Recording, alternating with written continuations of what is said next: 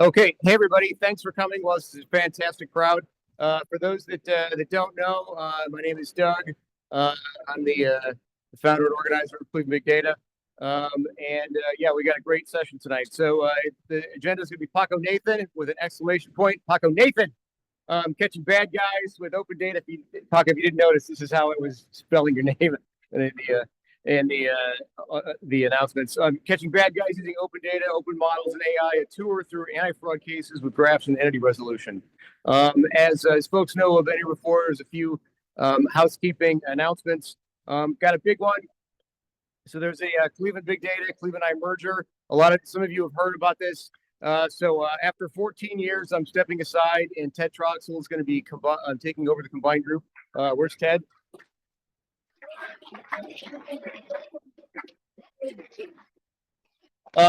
So some quick stats. 14 years, 81 meetups. Cleveland Big Data has over 4,100 members, and I think I've ordered at least between $20,000 to $25,000 of bulk pizza, based on stats. So again, thank you for everybody that has come to the meetups throughout the years. Also, a special shout out for Mike Onders. Mike was at the very first meetup. So way back in the day. Was anybody else? I just want to make sure I'm not missing anybody. Was anybody else at the first? It's all good. We still love you. The schedule, again, we're going to be back at the combined group. It's going to be back at CSU in January 2025. And then Ted's going to continue with the schedule. I'll still be in the community. I'm just not going to be coordinating the pizza orders. And that's it. And I'm with the show with Paco. Oh, one more thing. I almost forgot. I brought this. Purpose. Exactly. Well. So as you know, I'm big on ceremony and performance art. So normally we would have a timer. But Paco, we got one speaker. So this is a ceremonial knocking over of the timer, meaning Paco can talk as long as he wants. There. So no timer. The timer has been knocked over, and we do have to get out of here by 7 o'clock, though. Otherwise, someone's going to come in a little cross. But go for it. Thank you. All right. Thank you, Doug. Thank you very much. I appreciate the ceremonial knocking over of the timer. Let's see. We'll get some slides up here in a bit. I'm sure. Oh, did I probably timed out. Probably timed out.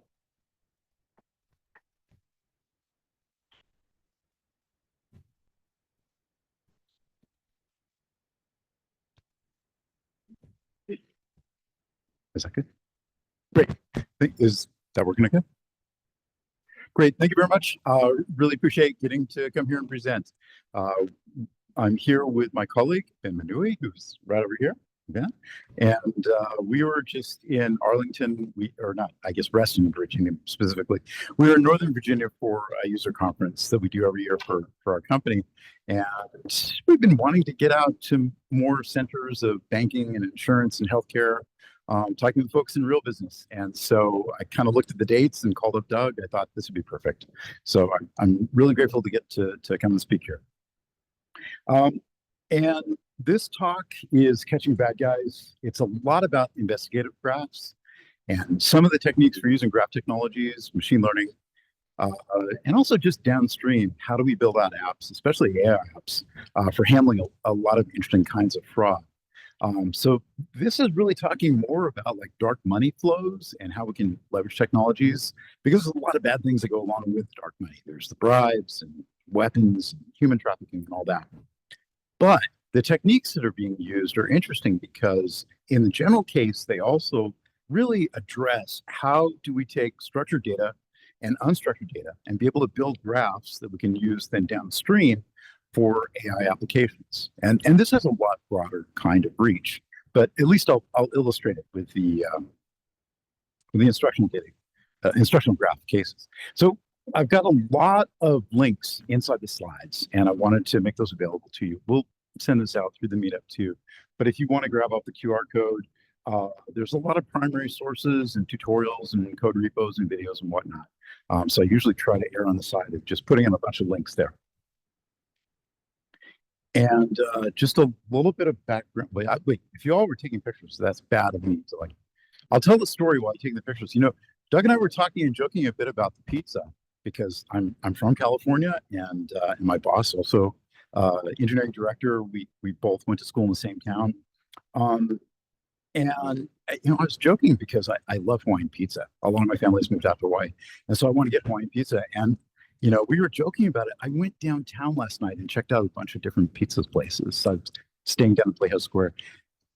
Pineapple is not on the menu for topping. So it's like, what's going on there? Like I say, I have a lot of family that's moved out to Hawaii. We're not going to take that personally, but you know, I understand their preferences, so I respect it.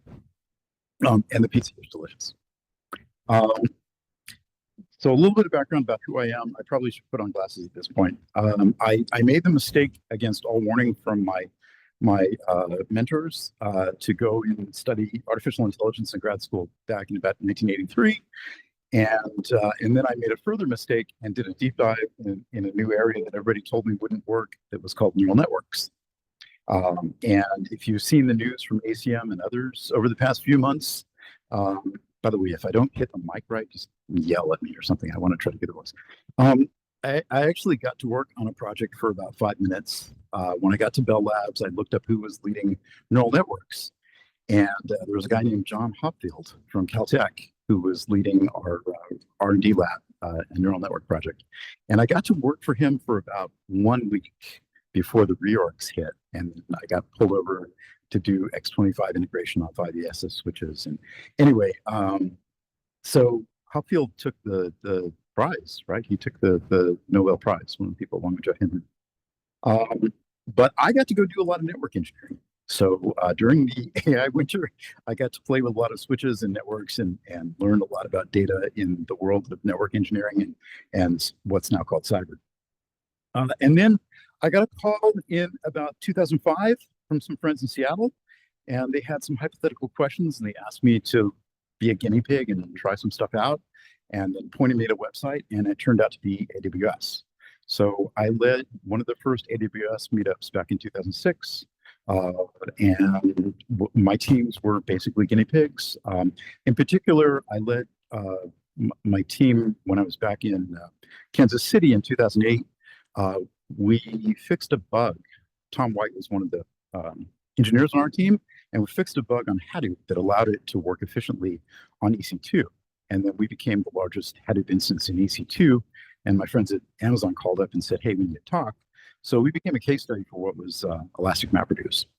And then from there, I gave a guest lecture at Berkeley about this. And the people in the room, there was a first-year PhD named Matei Zaparia, who later became my boss, but basically the founding staff of Databricks. So I got to work with them, and I got to be in the room and on exec staff at Databricks back when we all fit in one room and could be fed with 2 pizzas. And then from there, I did some work with O'Reilly Media, got to be involved in a lot of conferences like OSCON and Strata and AI conference and all those, which was really fun. But for the past 6 months, I've been at a company called Sensing, and that's a lot more of what I'll talk about here. Ben and I both joined Sensing about 6-7 months ago. And we work a lot in entity resolution, which is a part of what I'll be talking about here. We'll show how it fits in. So I want to show about investigative graphs. And in popular media, there's a lot of references to this. Anybody here seen The Laundromat on Netflix? Anybody caught that? Yes, it's pretty good. And you've got Gary Oldman and Antonio Banderas as the bad guys. So it's pretty good. And Meryl Streep, of course. But there's a great book by Oliver Bullough called Moneyland. It's a great read, but kind of a difficult read because you go through and you get more and more terrified as you go through each chapter.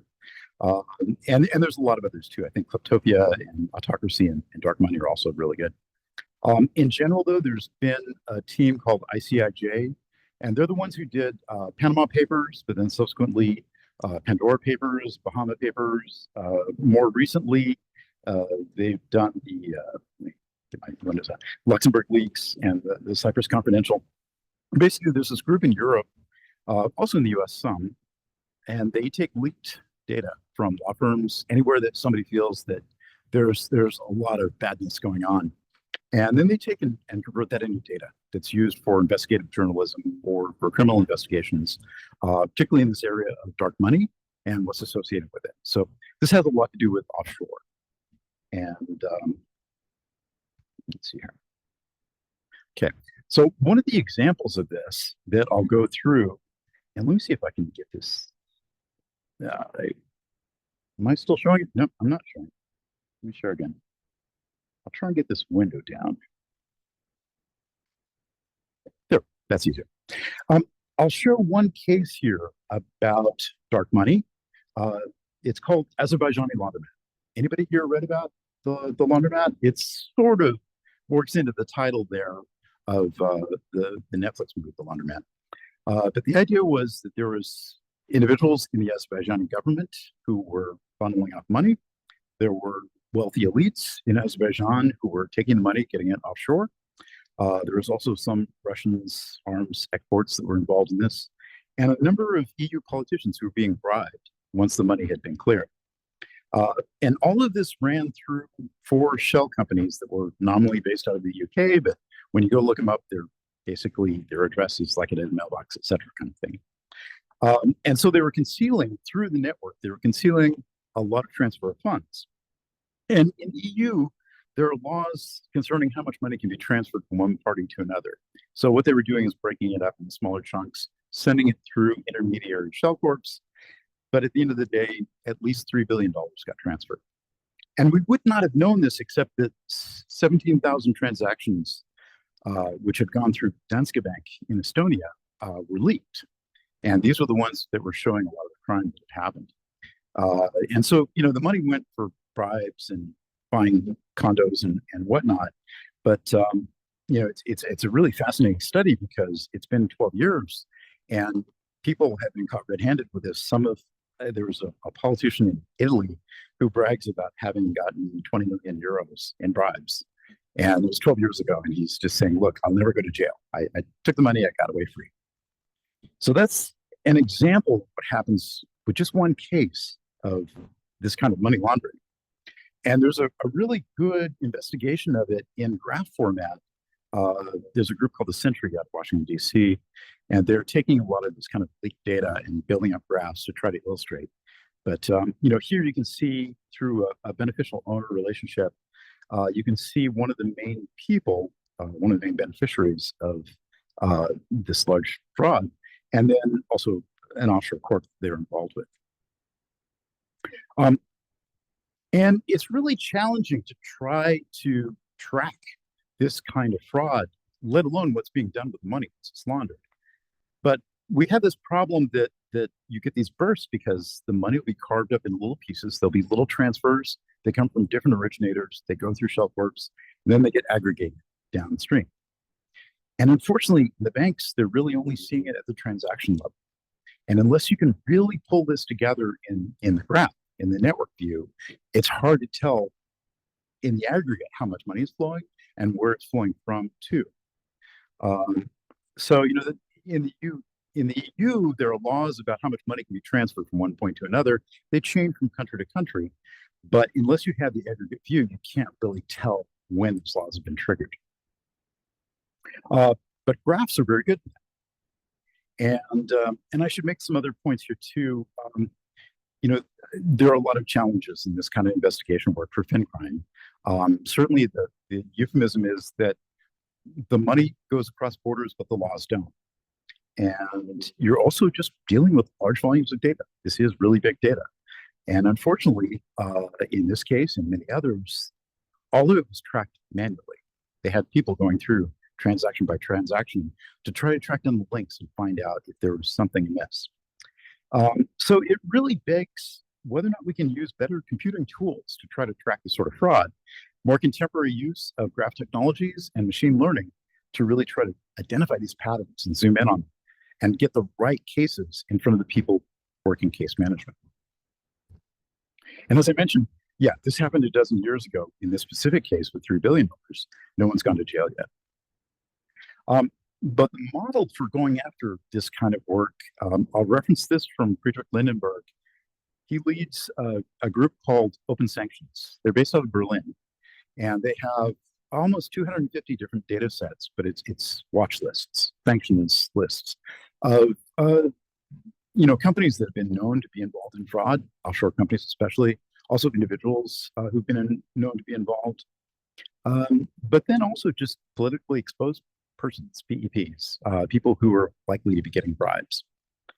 So on the left-hand side, we've got a category called risk data. They're basically lists. On the right-hand side, we've got a category called event data. And this would be where you have the money transfers or some type of log file, incident log files. Typically speaking, a lot of this will be unstructured data on the event data side. In between, though, you have linked data. And this is the part that connects it together.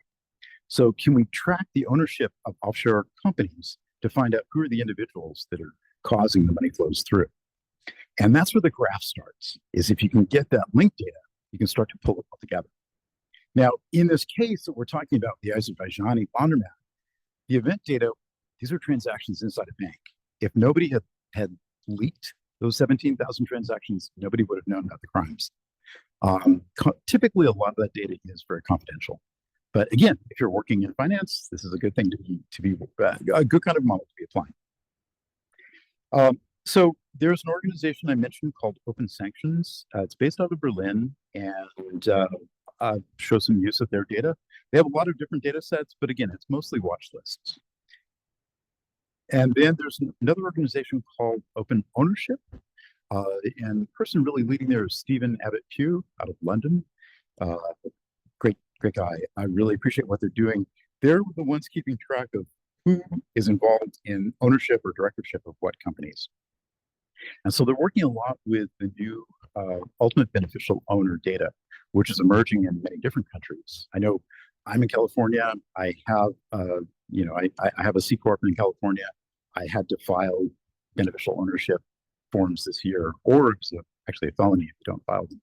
I don't know if that's the same here in Ohio. I know it's kind of rolling out haphazardly, but across the world, there are different standards being applied, but open ownership is trying to push BODS, which is an open standard across different countries for this kind of data.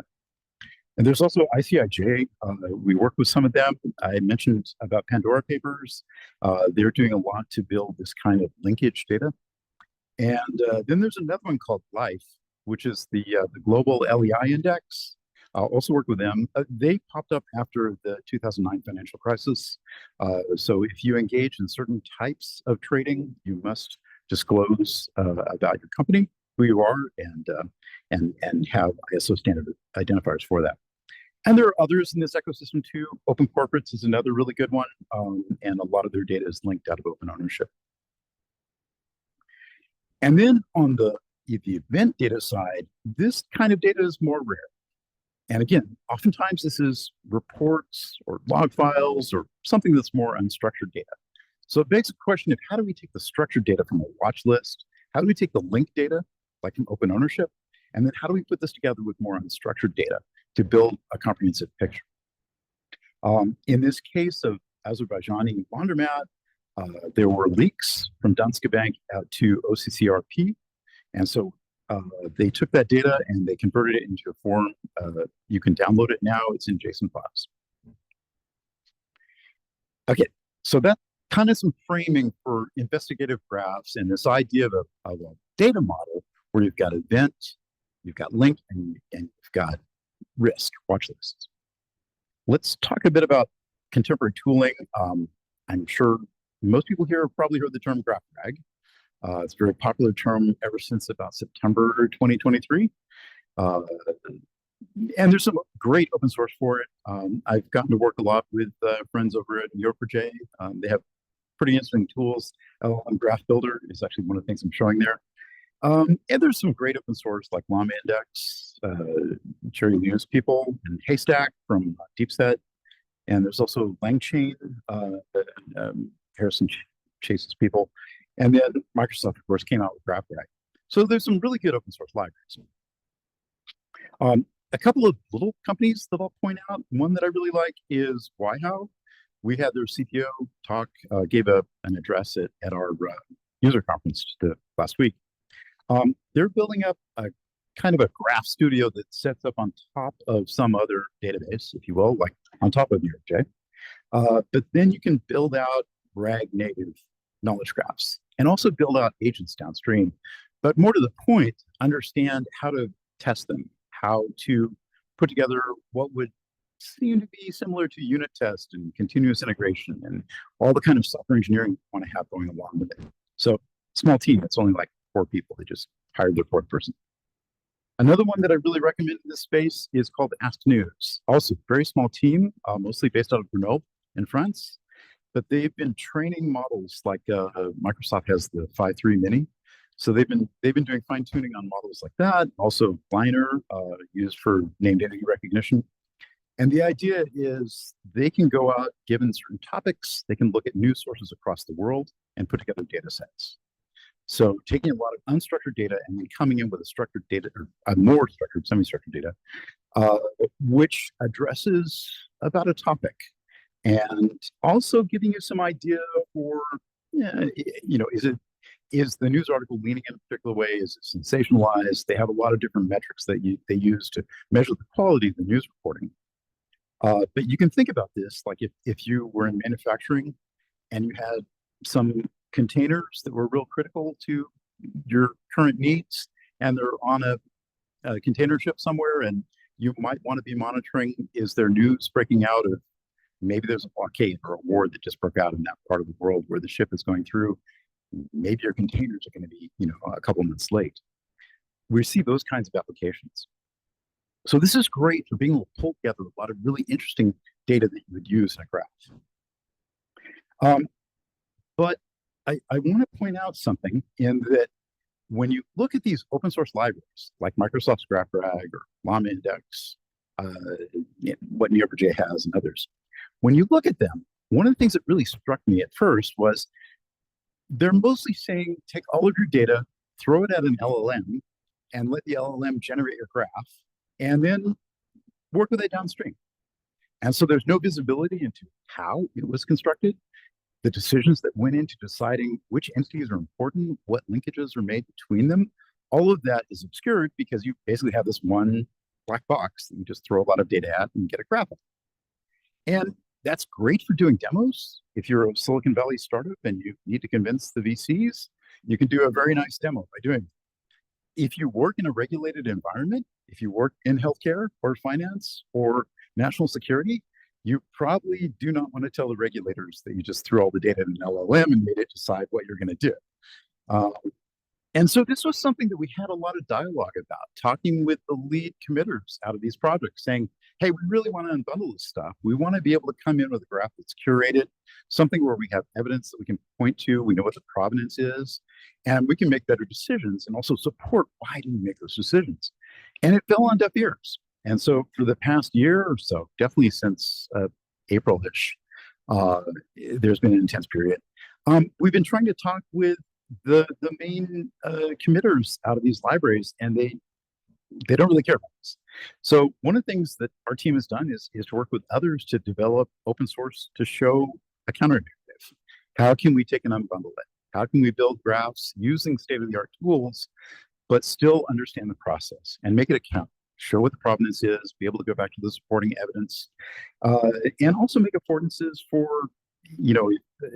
for instance, in some verticals, you might have to have an ontology like NIST that you have to conform to.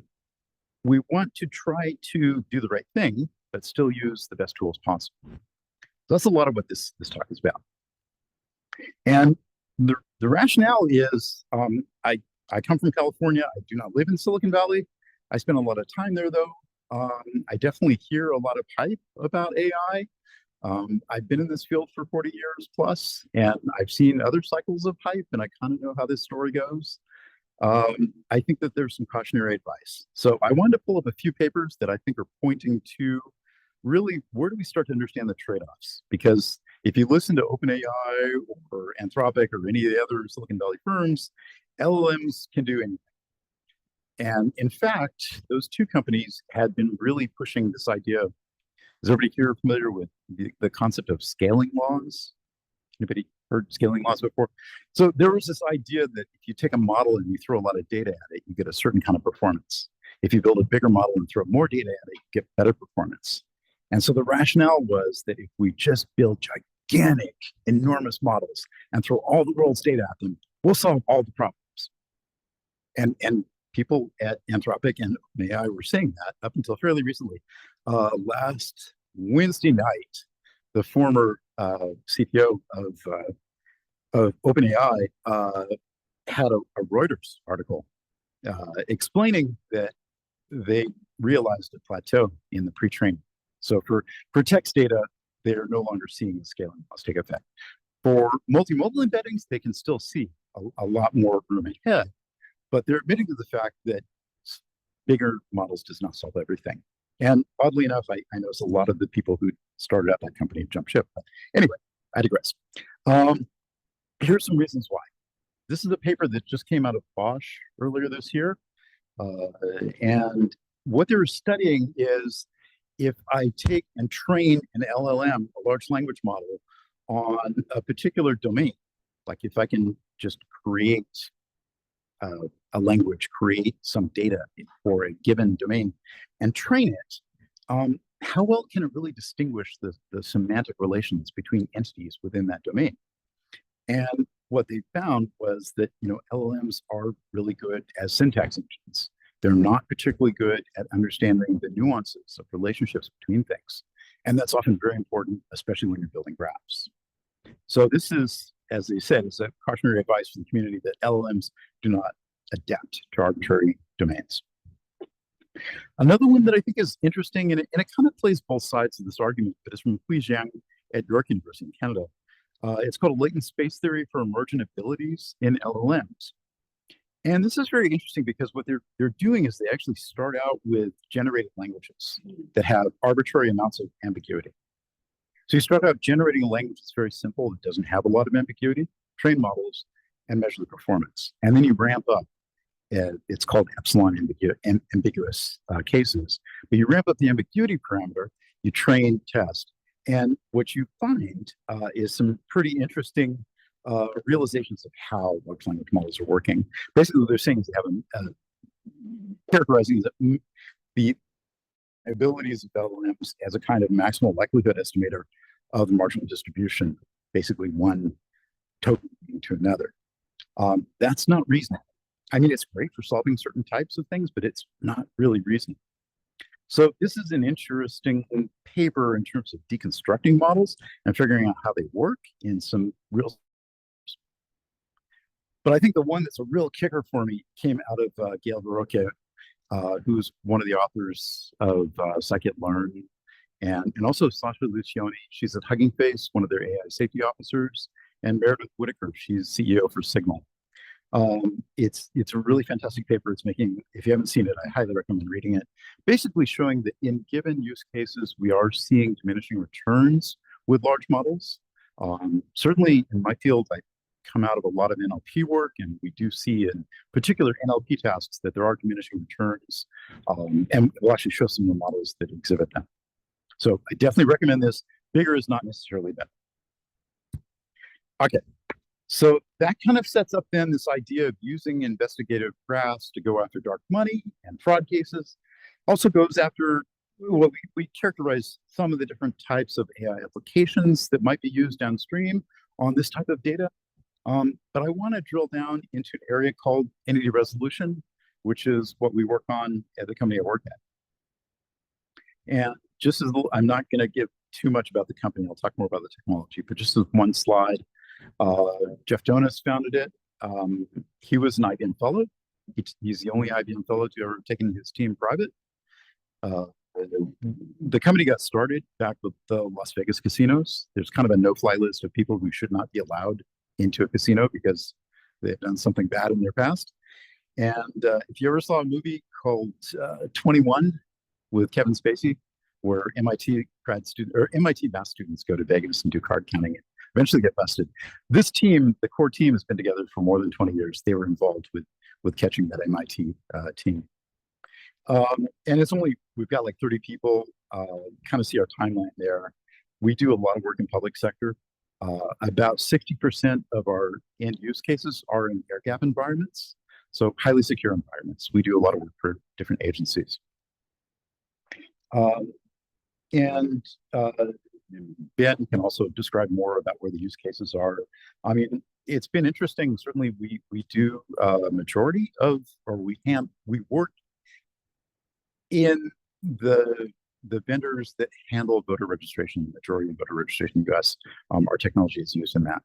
Also in things like passport control, counter-terrorism. We'll talk a lot about money laundering and those sorts of fin crime cases. Even some areas of like illegal fishing. So there's a wide range of different kinds of applications. But the idea of entity resolution is that it's a hard problem. And that is one thing, if you look at the literature, especially in machine learning, this point is kind of subtle, but it comes up a lot. I was just co-chairing a workshop at ISWC, which is one of the big worldwide knowledge graph conferences every year. And we had a whole track about entity resolution and entity linking, because it is a really difficult problem. And we'll show some points here why. In this case here, you've got a few records on the left-hand side. You've got Bob R. Smith II and Robert Smith Jr. and Bob R. Smith. And the challenge is to say which ones of these are the same person, which ones are different. And there may be cases why you have to be really careful. If you have Bob Smith at 101 Main, and maybe there's Bob Smith Jr., let's say, at 101 Main, and then you see Bob Smith Sr. at 101 Main, there may not be the same person, maybe a father and son. And if you have voter registration records, they care about that. And you really can't afford to have false positives or false negatives in voter registration. So that's the kind of use cases that we work in. And the basic notion is that you have two or more structured data sources, and then you have two or more features, which are typically PII, some type of identifying information. So it might be names or addresses, tax codes, it might be company affiliation, birthdays, etc. But you take those features that have some recurrence across different data sets and essentially triangulate on them. And I mean, if all the data was in English, if it was in the same language, and it's all cleaned up and it's conformant to standards, maybe you could use some fuzzy matching and that would be simple. But real world data is not like that. And instead you see data in a lot of languages. So we work across many different cultures, many different languages. You might see, for instance, some in Arabic, some in Mandarin, some in Cyrillic, etc. And the point there is we map out some behaviors in the data. Like you might look in your data set and see a thing that's supposed to be unique, like a social security number being repeated thousands of times. Why? And can that be detected automatically and then flagged and then pulled out of evidence if that case is occurring? And the point is that in this kind of area, edge cases are really the value. And so handling the edge cases is something that's very difficult. It's something that takes a lot of time, which is why having 20 plus years of edge cases accumulated at scale, working at large agencies, really gives you a lot of basis for being able to make these kind of decisions. So as an example, the kind of tradecraft that we see a lot, it would be channel separation. The idea is on the left, you've got unknown fraudster, Bob Jones at 123 Main Street with a particular phone number. But then they'll go and they'll set up different accounts in different places and try to use those, try to leverage those. So there may be, he's changing his last name. So there may be a Bob R. Smith or a Robert Smith, etc. You might see some similarities across date of birth, some similarities across addresses. How can you try and triangulate and piece these together? And so the idea is we're using an approach that's called entity-centric learning, where we're understanding the components of the addresses, we're understanding the cultural norms that goes into abbreviations of companies, addresses, and names. We'll show some examples of that. So for instance, here, the multicultural parts are really difficult. You might have some that's in Arabic script or some that's in Mandarin and ideograms. You might have some that's in Korean, which is a composed type of script. But if a person is changing their name, but they still have some attributes that are the same, can we track them across those? And over on the right-hand side, what's interesting too, we do produce merge and unmerged decisions. I'll show this in a bit with actual data, but the idea is We're trying to say that here's a group of data records, and here's an entity that sits over the top of them that is connected. We believe this is all the same person or the same company, the same vessel. But then we also have, probabilistically, here's some pointers out to other entities. We do not have enough decision yet to make a merge or unmerge decision, but we're leaving a pointer out there if you want to investigate it, because there's some evidence that supports maybe you should look at it. And that's kind of what the diagram on the right-hand side shows. So as an example here, here's Abdullah Badash. And if he's made a pilgrimage, then he might have a prefix al-Hajj on the front of his name. If he's the child of somebody famous, he is bin Amir. So transliterating from Arabic into English or an other Roman language set, you could go 5 different ways of spelling this name, and it would be the same person. And in this case, we get a high score when we compare these. But by the same token, looking at John R. Smith versus John E. Smith, they're different people. They're only one letter off. So if you're just using something like fuzzy string matching or edit distances with strings, you're not going to catch it. You're going to get a lot of false positives. And so culture really dictates a lot of how we must be able to compare these. And it gets even more interesting when you've got addresses, because now you've got more compound kinds of fields. Anybody here ever been to Singapore?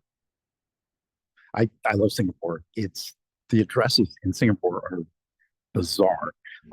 And the thing is, you've got this confluence of cultures. You've got several large world cultures and their languages that all fit together. So you might see a street address that has some components that come from English, other components that come from Chinese.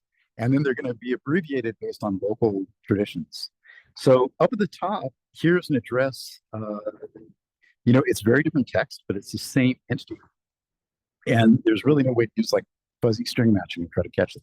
You have to understand how they handle addresses in Singapore. And then the second one, though, Orchard Tower Plaza, there's a really nice shopping center there. And they're only one letter off, but they're completely different businesses. So it kind of underscores that unless you really understand the edge cases and the cultural norms, it's hard to be able to make these kind of decisions. Inside of what we do, we can talk more about architecture, but essentially there's like a probabilistic graph inside, and we're making a lot of decisions based on the evidence. And we have a tight SLA that when a new record comes in, within a certain number of milliseconds, we give you a decision for merge or unmerge coming out. And it's basically JSON in and JSON out. We do have some new gRPC support for like high-end API access if you want to use that, but mostly JSON in and JSON out for simple integration. And so that's a bit about entity resolution, but let's take this to graphs. I really like this quote. It comes from Abhishek Nagaraj at Berkeley. Think of data as an imperfect map of the underlying entities. And so, from a graph perspective, can we dig into that data and figure out where are the nodes, where are the relations, what are the properties to attribute to those? Because somewhere they're hidden inside that data. That's a lot of what we do with entity resolution, is trying to surface out these non-obvious connections and build a more coherent graph for downstream use. And the way we look at this is, let's say you've got some structured data sources. You can start to link it together. Maybe let's call it a data graph or some kind of assembly area. And then from there, you can run entity resolution and emerge that up into a knowledge graph. Also, if you've got a lot of unstructured data, it might be PDFs, it might be log files, it might be reports. You can run that through some techniques that we'll show here in a bit, build up a graph, and then run entity linking that's informed by the entity resolution, so that you can make domain-specific links. And one of my colleagues is Ben Lorca. We do a podcast together every month.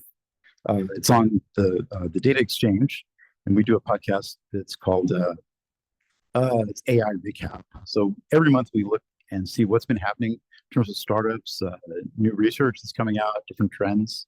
But Ben did a white paper last year about entity resolution and just where really the hard parts are. What are the insights to understand for applications? So when you look at the JSON that comes out of entity resolution, this is how it maps to a graph. The idea is that we have some list of of entities that are being resolved. And so I've got an entity identifier 1198, and then this is going to point to some number of records as evidence. And for each one of those, it's going to say why it's making that match. Was it because of email or date of birth or things like that? And also some measure of how strong the match that is. But then down below, there'll be related entities. These are things that might not be a direct match, but they're worth investigating. They're things that are close enough linked. And the idea is that this maps directly into entities, properties, and relations, which are what you use to build a graph. So we like to think of this as like creating a backbone for a graph. And once you've got that organized together, then you can pull in the unstructured data. And if you've done work in natural language, some of these terms might tend to overlap. NER in natural language work is named entity recognition. So this is where you're looking at unstructured data and you're extracting noun phrases and then tagging them with some kind of label. Is it a person, place, or thing? Relation extraction is where you look at co-occurring pairs of extracted entities and try to put some sort of relation on top of them. Maybe it's a parent-child relation, maybe it's someone who's a director of a company, some type of explanation. Entity resolution, in contrast to NER, is where you're disambiguating the entities from structured data. So the two are very different. And then entity linking is a way of being able to pull together structured data and unstructured data. And so as an example, this is some of the data from the Azerbaijani Monomat. And this is where we're using open sanctions and open ownership. And there's an individual, Abasim Batshah, and a few different corporations that had a lot of money flowing through, Hansia and Barlow's. But if you just take the data at face value and try to link it together, you get something that's still somewhat organized.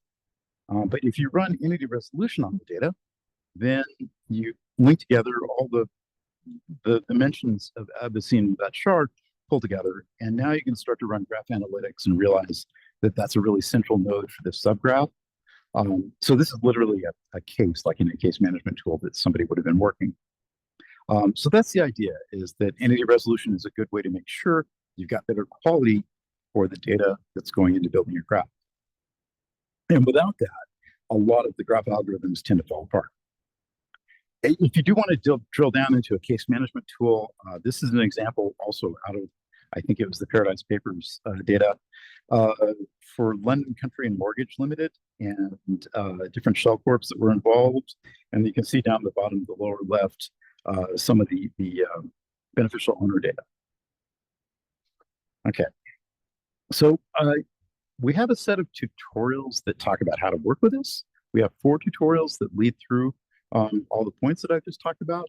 But let me show what I think is a kind of general architecture for working with GraphRAG, for instance, or with agents or other downstream AI applications. And the idea is, let's say you've got structured data sources and unstructured data sources. There are really 2 paths here. Along the top, we'll take the structured data sources. We can move data records into a graph database. And if we have any kind of schema or ontology that we have to be aligned with, we can use that. But then let's peel off the PII features out of your structured data, run that through entity resolution, and produce the kind of overlay, the backbone that I was showing, to say, here's some entities, here's the evidence they point to. The other thing that you get out of that is basically you're creating a thesaurus, okay? Because you have essentially this lookup of, here are these entities, here are, here's their best addresses, here's their best names, here's their aliases, and here's what they're related to. So essentially you're producing a thesaurus on the fly from your structured data. Now down at the bottom is more of a typical kind of GraphRAG approach. You take your unstructured data, you chunk each document, and you run it through an embedding model. That gives you a vector. And so now for each chunk of data, you've got a vector, you drop in the vector database. But the other trick is, for each chunk of text, run it through natural language parsing. And then from there, be able to extract out what are the entities, what are the relations, and start to build up a graph. Call them a lexical graph. Basically taking the parse trees from your parse and linking them together. Once you've got that, you can take this thesaurus that's come out of entity resolution, So basically training with what you have learned by merging your structured data. Now you're training Entity Linker to make smart decisions about pulling it from the unstructured data. And so you're building up these assets at the end. Part of them go into a graph database, part of them go into a vector database, but there are many cross links between them. And so in applications, when you get a prompt coming in, you get a question coming in, you can run it through multiple waves and pick up parts of the answer. Down on the bottom is more of a typical RAG approach. You take your prompt text, you run it through your embedding model, it gives you a vector. You look for what else is similar, what's nearby in that vector space out of your vector database. Or you can also take the prompt and use it to generate a query. Or if you've done some other techniques, maybe you've done a community summary, then just take the text and run it through your embedding model to find out node embeddings. That's another, I don't have a pointer, but you can see kind of in the middle on the left there. There's a couple of ways to go from a prompt to get into a graph database. Once you do, then you've got a set of nodes that are interesting for that prompt. You can find out what text chunks they reference, but you can also do some interesting graph things. You can start to do what's called a semantic random walk. I can start from certain nodes and look at what's nearby connected and see if they connect together. And you can also use graph analytics like centrality. PageRank is basically eigenvector centrality. So you can run some algorithms to try to find out, okay, what's really central here? Out of all these nodes that I've seen that are connected somehow to the question, what's the real central parts of that? And then once you get that, you essentially have a ranked index of the text chunks that you can feed into your language model to give you an answer. Basically summarize it and give you a nice polished answer or a report, some kind of structured report. So this is more of a generalized approach for what to do on the application side. And as an unbundled process, there's a few steps here. Like I say, it's probably better to go into the GitHub repos and walk through this step by step, but it's basically what I showed there. We start out with any kind of ontology that you need to use, if that's part of your regulatory controls, and then build up a data graph from your structured data, and then build those results into the backbone for a knowledge graph.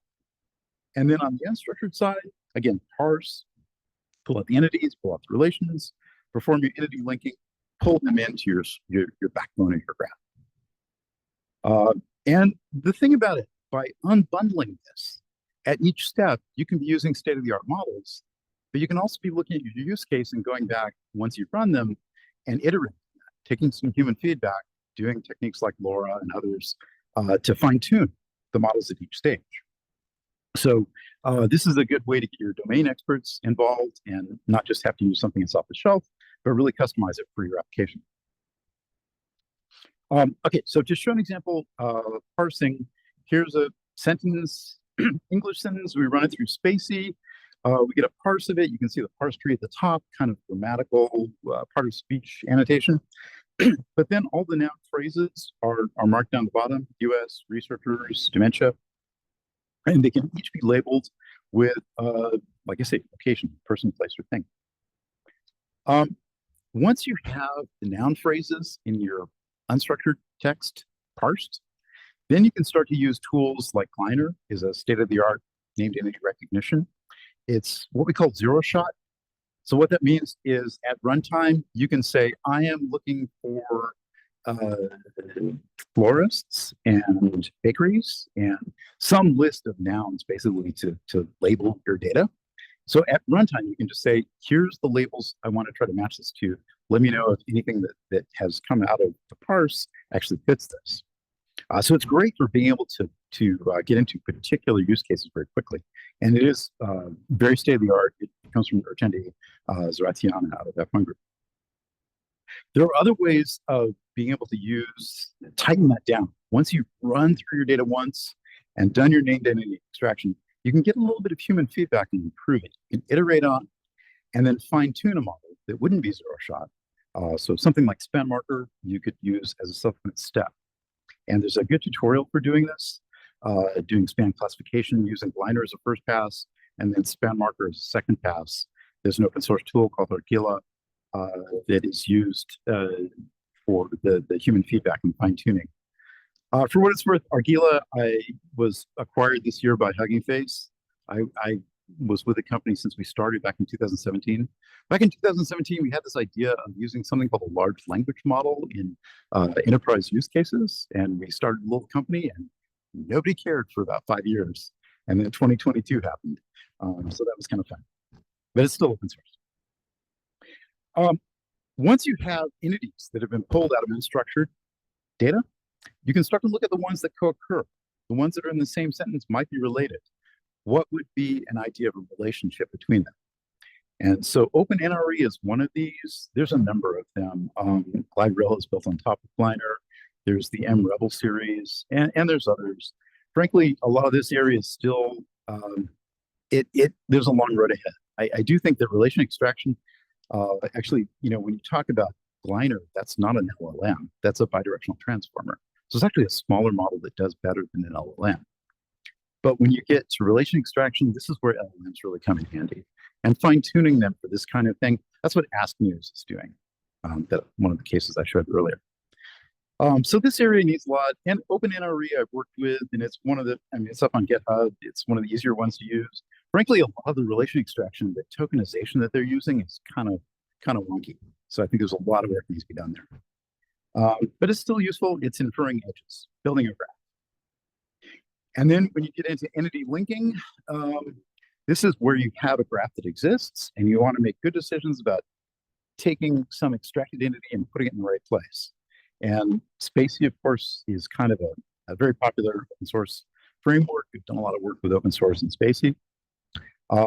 More recently, somebody working with us, Ludwig Tolln is based in Berlin. Louis and I have done a lot of open source projects over the years, and he took the Panama Papers, and he took and built a Spacey pipeline component based off of LanceDB, open source vector database. Basically, you can take the results from sensing entity resolution and use it to fine-tune an entity linker. So within your use case, within a domain context, you can make very smart decisions on linking. And then another thing is something called text graph. There's a family of algorithms that says once I've parsed a text, I can take those parse trees and start to link them together. So things that get mentioned multiple times, those parts of the trees will join. And then if you can find out something about a thesaurus or WordNet or other language artifact, you can start to chase those links too. Like if I know that I'm talking about a kitten, well, a hypernym for kitten is a cat, and a hypernym for a cat is a feline. I can just chase that graph all the way through. Now, if you've built a thesaurus using entity resolution on your own banking data, you can do that same technique on the graph. Walk it and pull in more links, enriching the graph. So I've done a lot of work on this for the past 16 years. A lot of it was originated from Radha Mahasya. She leads AI department at UMichigan now, but I've been implementing her code for many years. And anyway, it's just a way of sort of making recursive links from a text.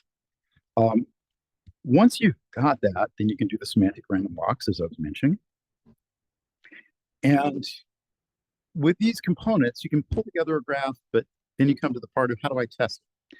There's a couple of things that I'll recommend that aren't well known. Maybe Shackle is getting more well known, but Shackle is the way of being able to specify shape constraint rules. Like I have a node. This node is a director of a corporation.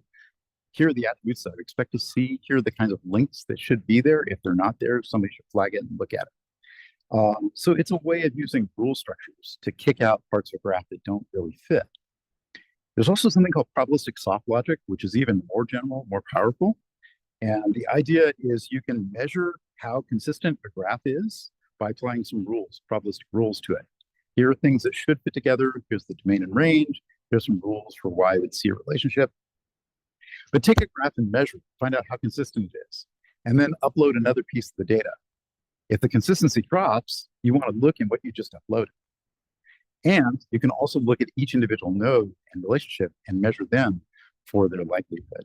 So it's a really great way for assessing data quality as you're loading up a graph. And a lot of investigative work is iterative. It's not like you just get a data dump and you're done. It's like you find out something, people go chase down those links, you get some more data, on and on and on. So it's an iteration. And these kind of tools are really good for quality. And just in the interest of time, let me scoot forward. I will say that working with graphs, there's a few different kinds of views of working graphs. You may have heard of semantic technologies and RDF and OWL, very well-defined W3C standards. There's also this notion of labeled property graphs where Neo4j and some others came along and said, hey, let's throw the standards out. Let's just move fast and break things. We'll make graphs that are good for business applications.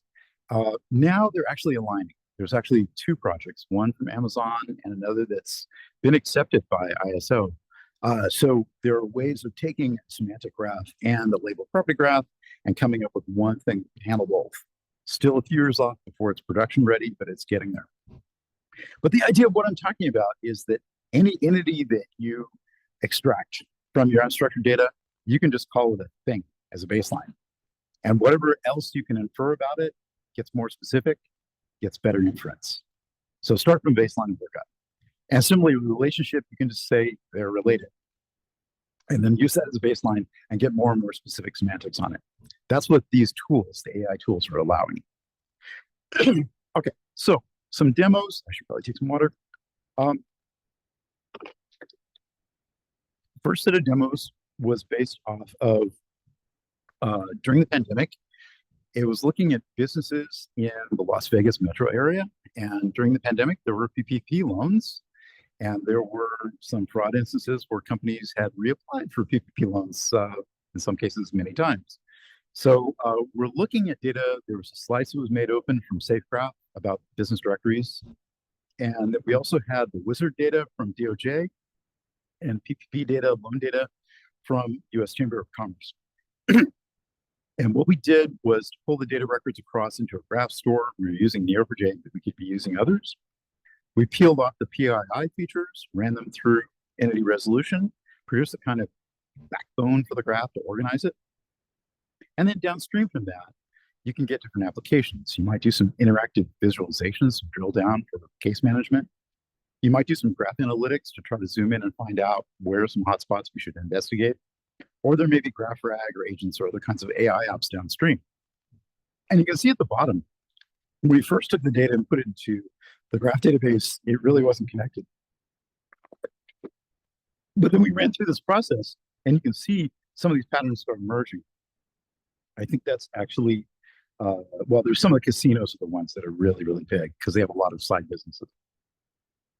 So I did a tutorial. It's on GitHub. There's also an article that ran on Neo4j's blog, but it's about measuring PPP fraud. And then my colleague Claire Sullivan took this a little bit later and built out GraphRAG based off of LangChain using the same use case. So you can talk with a chatbot to explore fraud cases within the data. And again, we're using open data. It's just really constrained to Vegas, but this could be used in a lot of places. And then there's a number of case studies different partners we're working with where they're doing similar kinds of approaches. Aptitude Global does a lot of fraud investigation, fin crime in banking. They're based out of UK. Kinaviz, also, they're based out of San Francisco. A lot of very interesting work in analytics. GraphRAG is another one out of the UK. Lincurious is based out of Paris. Lincurious is from the team that started a GraphViz open source project called Gephi many years ago. If some of you ever used that.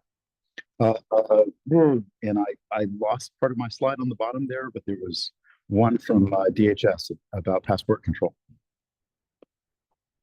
So there's another demo that goes through the steps of working with unstructured data.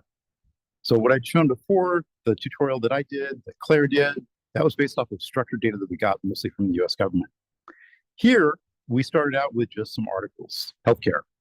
And we took a look at different articles talking about dementia and relationships between dementia, scientific research between dementia and risks based off of eating red meat. So we have a GitHub repo that shows how to work with unstructured data, such as news articles. It can be applied in other areas as well, but it's using Spacey, Glider, OpenNRE, LanceDB, and others. And there's a video about that if you want to go into a lot of detail. And then I mentioned before about Louis Guiton doing entity linking.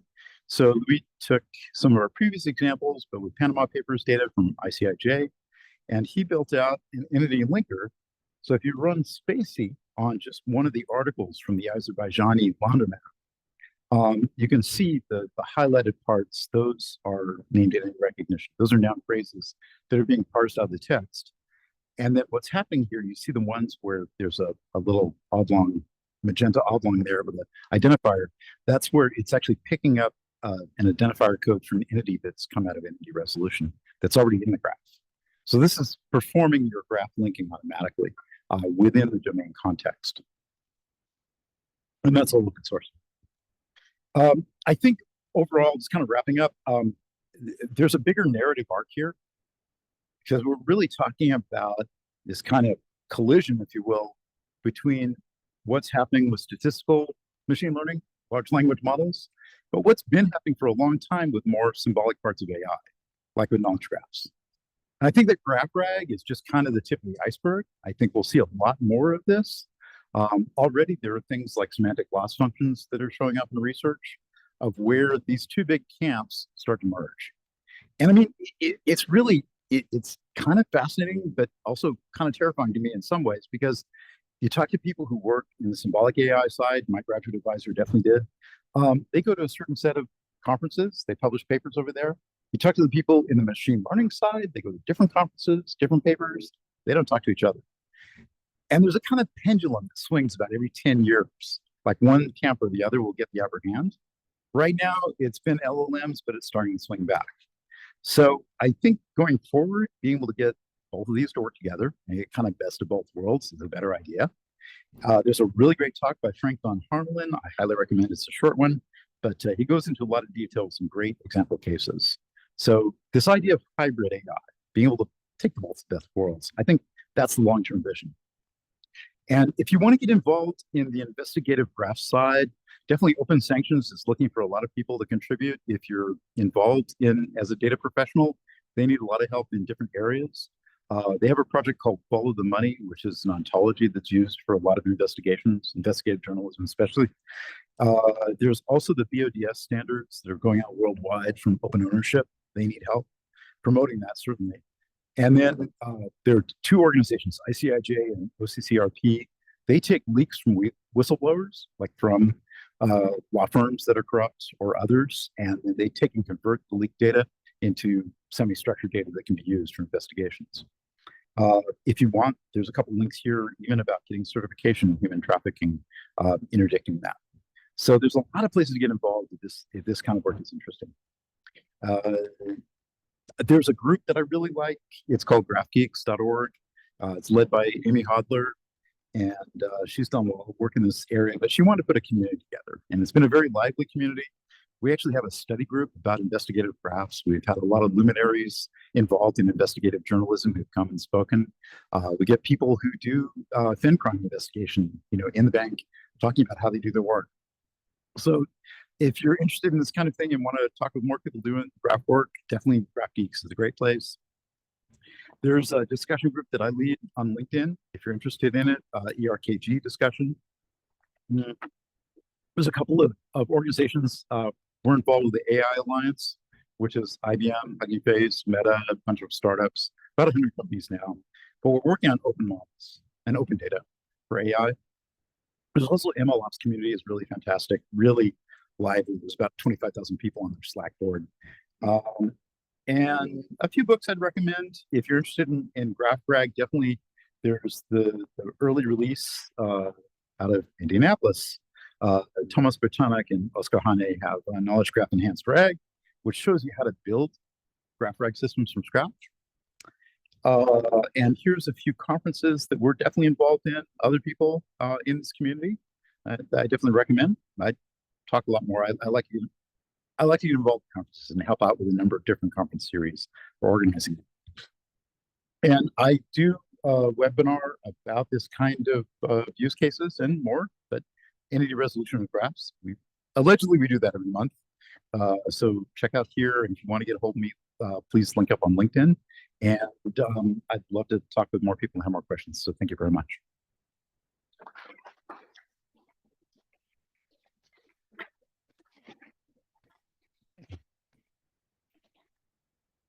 Questions? Anything? Yeah. Okay. Maybe. Yeah. So I would imagine that there are where your data is pretty sparse, right? Like, do you have issues with data imputation? And additionally with that, as you adapt to like new domains or bring in new sources, do you find yourself working with a lot of heuristics, or have you found that embeddings kind of That's a great question. So I mean, the data in a given use case is probably very sparse. I'm just trying to reiterate this. And so do you end up working with heuristics then to be able to fill in gaps? What we're doing with entity resolution actually internally, it's an ensemble. So there are some parts that are role-based, there are some parts that are models, and yes, there are a lot of heuristics that are applied. That comes in handy, especially when you're working with different cultural norms across different languages. You really almost have to have that. People have tried to apply supervised learning for that, but it just really doesn't hold up. So this is another case where symbolic systems really work out better. But more in the general sense, when you're doing work with, say, GraphRAG, are there places where you really need to fill in the gaps? I was mentioning to a few people, I just got back from Spain. There was an AI conference I've been going to for the past decade. But I have friends who are around early DeepMind, around Cambridge, and they got picked up by AstraZeneca over the past couple of years. And Barcelona has put a lot of money into bringing in biotech and healthcare. And so there's quite a cluster now with AstraZeneca and Roche and others. And my friends who are in the AI teams there, yes, they're using GNNs to kind of fill in the gaps. So more training models to be able to apply this sort of heuristics. And a good case some of us were talking about is like rare diseases, because you might have some genomic links, you might have some drug repurposing links, but then an individual comes in with something that is a 1 in a million. Can you find any traces? And can you fill in some of the links to be able to maybe suggest some sort of drug repurposing for that individual? And they're making some really good progress on that. But it was interesting because you hear about these ginormous models and all these GPU clusters. And I asked them, and they're like, no, we work with like billion parameter models, LLMs, and we train them on our laptops. And the thing is that when you're in pharma, you might not have the mountains of data that, say, OpenAI has because they're crawling the web. It's much more specific data. So that was an interesting thing to me, is that they're getting really good value out of GNNs, but also working with relatively smaller models. So does that help answer? Thank you. Sorry. Yeah, okay. You were talking about rules with graphs, right? Like, how do you look at applying those rules to the graph and when? I mean, you can apply a rule anywhere, but you can you know what I'm saying, and stifle downstream data that you could have. So Yeah. how do you look at doing it? Well, there's a couple of places there where that really comes in. One was I was mentioning about doing testing. And so something like probabilistic soft logic, you can put together rules for, say, for instance, you might have a relationship parent-child. So the domain and range would probably be people on both sides. And you probably expect a parent to be older than the child. Those might be some rules to try to guarantee some quality checks. And if you have other more complex kinds of relationships, then domain and range might be pinned down much more. You might be able to specify other types of attributes that you would expect to see or not see. And so you can test those. That's a way of getting some probabilistic measure of how well a relationship fits with the data that it's connecting. So that's kind of a high-level gist of how PSL works. Put together a rule set, and now I can start to assess the likelihood of the elements that I see in the graph.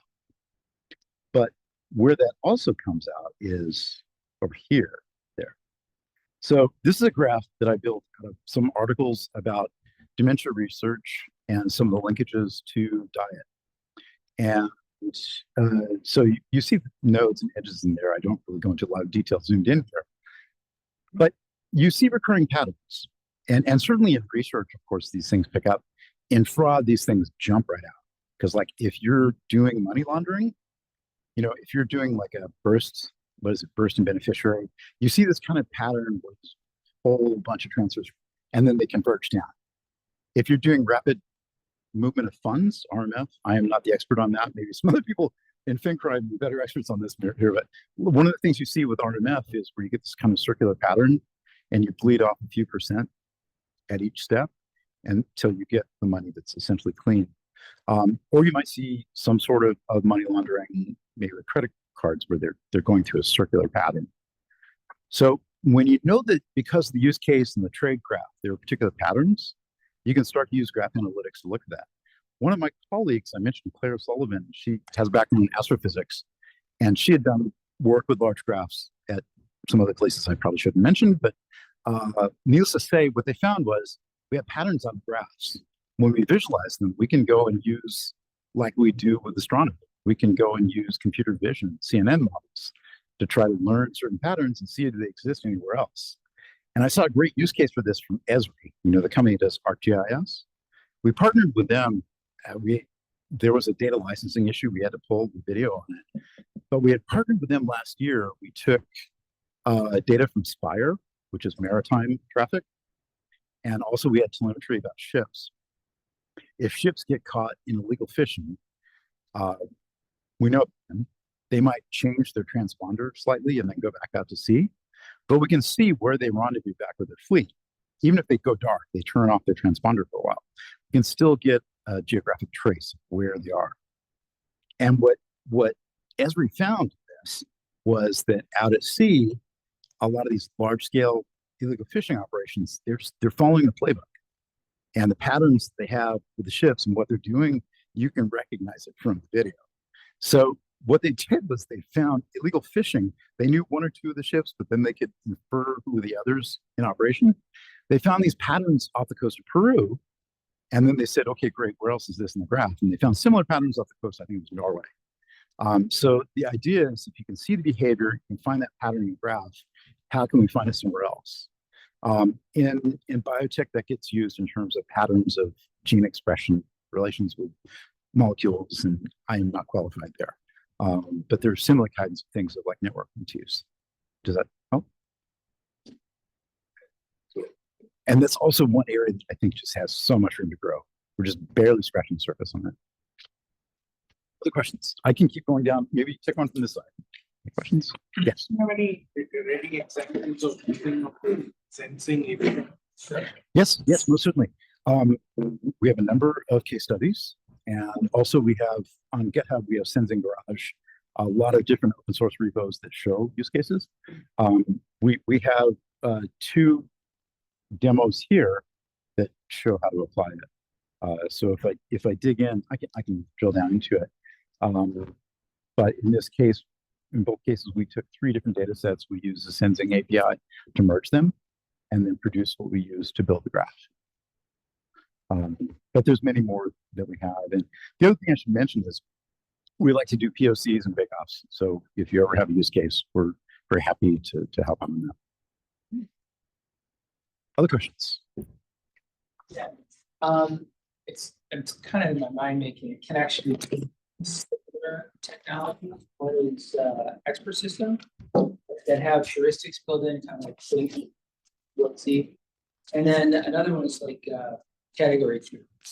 It's really group based, but not really group based. That kind of does symbolic logic as well. I think we can play with it together. Love it.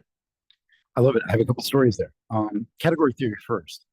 So there was this kid, friend of my best friend when I was back in grad school, named Reid Hoffman. He started this company called LinkedIn and ended up having a lot of money. And so when they did analytics, LinkedIn had really expensive hardware or relatively pricey hardware. And the open source projects that ran at LinkedIn, they were great, but nobody else could run them because they were based on assumptions of how good your hardware was. Facebook also, their analytics, they have a lot of money. When Twitter came along, they had no money. And they really couldn't afford to compete with the other large social networks in terms of analytics, which of course would lead to advertising and revenue. What Twitter did was they went and hired some math professors. And the math professors knew a lot about category theory. And they created an analytic system that's still online, something called Algebird and Summonbird. I worked on some of those projects about a decade ago. But basically, when you're going through the Twitter graph, at the time, the average number of connections would be like 105. So you could chunk through all of your analytics jobs, and it was running on Hadoop and blah, blah, blah. But then you hit Lady Gaga or Justin Bieber, and there's millions of connections, right? And so suddenly your cluster utilization drops to zero because you've got one node that just will never complete and everything else is empty. So what Twitter realized was that they could go and categorize their entire workflows as monoids, semi-rings, fields, etc. And they built a language based on top of Scala using something called cascading. They built a way of leveraging Magnus category theory descriptions of the kind of functions they were using in their analytics. And that way, when you hit a case that you don't really care about, obviously, you know, if you're adding two integers together and one of them is 0, you already know what the answer is. If you have a more complex function and you can describe it as a monoid or semi-group or thing like that, then you can get that kind of benefit. If you're running through this enormous graph and you have your workflows defined this way, they cut their bill compared to Facebook by 2 orders of magnitude. And that was because they brought in some scrappy mathematicians to write their code.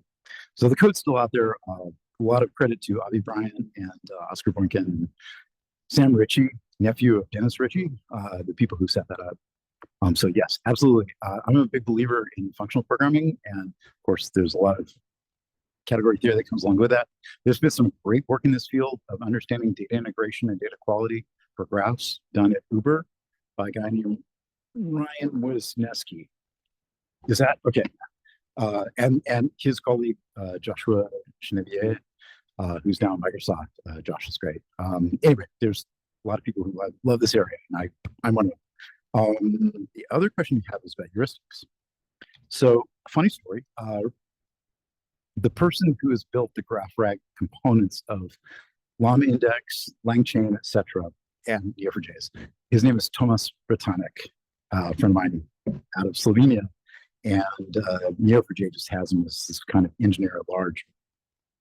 And the thing about that is, I mean, he's really good, excellent at coding, not as much grounded in the applications. But he saw this paper called GraphReader. And the idea was that rather than going the typical GraphRAG approach, GraphReader was a paper out of China where you would use the LLMs to build up higher level assertions. And you would build up what they called a notebook of higher level assertions. So not just extracted entities, but more like logical propositions.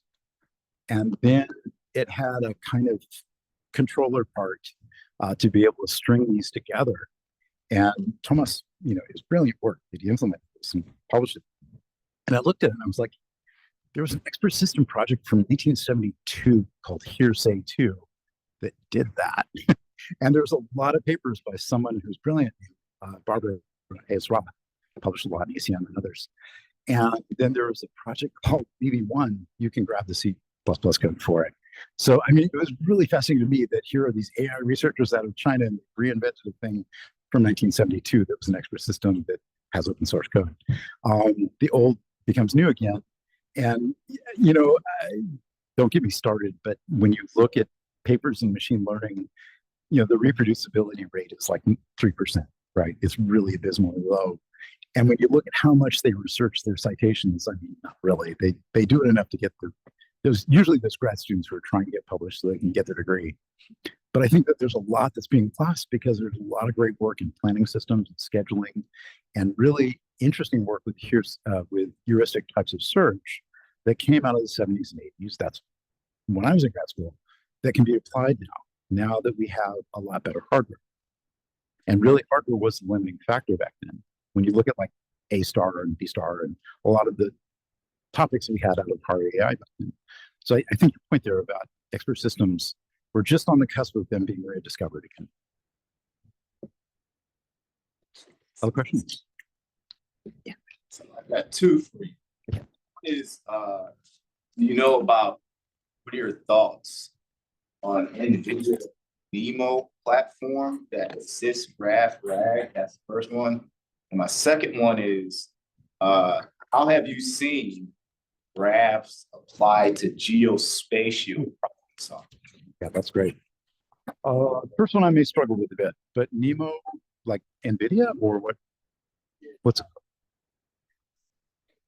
I've worked a little bit. I'm not super big on GraphRAG, but what I'm seeing, what it allows you to do is kind of put GraphRAG on Rails so that it's kind of assisting keeping it from being poisoned. Interesting. Yeah, guardrails. Gotcha. Yeah, you know what I'm saying? It's kind of like a guardrail system. It utilizes Python, but kind of tight. Well, I mean, that it is a really interesting argument because there's so, like, you know, I like MLOps conferences because you get kind of everybody coming there, right? You get product managers and data scientists, and there's a whole bunch of different people coming in one place. And I look lately, and there's a lot of startups doing the guardrail thing. I think RAG though is really interesting because, you know, the premise is that rather than fine tuning a model or retraining a model from scratch, I can just swap in some new data at runtime. I don't have to retrain anything, but I've got a new set of facts. And the graphs take it further and can get more multi-hop kinds of associations that are so that idea about guardrails, I think is really reinforced by GraphRAG. I don't know specifically that name of it. I've got a couple of references that I'd have to look up. The second part Graphs to geospatial. geospatial. So there is a product called ArcGIS Knowledge, and it's really fascinating. It's at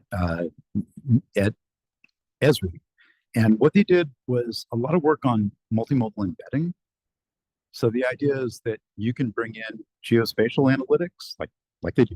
You know, like I mentioned, here's some ships, but here are the ship's information. They're traveling together. We can see that they're part of some type of operation. So you've got your geospatial analytics coming in, but you've also got your satellite telemetry. Like, here's a flyby, here's the parking lot, here's the segmentation of all the cars in that parking lot, and the license numbers. But then you've also got security camera video, and then you've got graphs to understand what are the entities, what are the concepts, what are we working with here, and you can run all these things through a multimodal embedding to put them together. So if you happen to be chasing certain people in a certain location, yeah, it's a very powerful tool. It has pretty big price tag too. I probably shouldn't mention that in public, but it's a very solid 6 figures. So I'm seeing really interesting work there. Of course, that's going to be in the hands of like large agencies, but you know, the TLDR on that is if we can get good multimodal embedding, like what we're seeing now out of Momo, and there's other projects that are really starting to show some good use of multimodal embedding. If we can get that together with graphs and the unstructured data, then I think we can start to approach these kinds of applications that, again, they've been kind of limited to, you know, the IC so far. So Esri is the better examples that I have of the geospatial. But there's others. I mentioned about Ask News. They're doing some geospatial analysis in their look at news sources. I've seen some other interesting work. A friend, David Hughes, is now at Enterprise Knowledge, EK, and they were doing some really interesting work on graphs for global supply networks, understanding news sources, why there might be some impending interruption coming up to global supply chain, really trying to pinpoint it, but using graphs with geospatial data. Didn't spoof their location where instead of just turning it off, why wouldn't they just spoof it so that you could do that with this? Seeing it on the water, I'll just put myself in the parking lot. Yeah, but they got video on them too. I mean, they've got imagery. I mean, they can spoof the transponders, definitely. They do that. As I understand, they did that right before I came to the county, so I don't have all the details. But you can definitely spoof the transponders or maybe change a few letters, but you can't hide from the cameras. So that's the point of the multimodal, bringing all of this together. And I mean, whether you're going after illegal fishing or whether you're going after insurance fraud, it's the same deal. How can you pull in a lot of different sources and really try to triangulate down? Other questions? I know we're coming up on 7. One more question. Just gonna say, and those boats have AIS, so other ships. We're done. It's hard to take your location. Thank you very much. I really appreciate it.